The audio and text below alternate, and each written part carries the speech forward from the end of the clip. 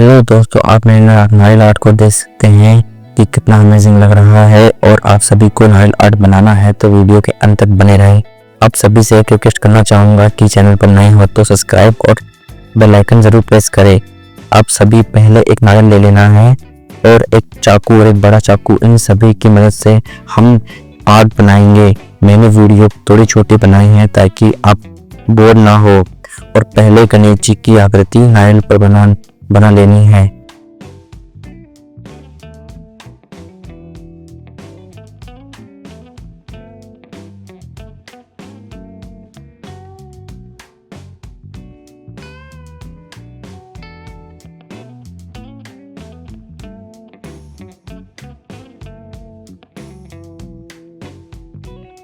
फिर उस नारियल को धीरे धीरे काटकर गणेश जी की आकृति देनी है।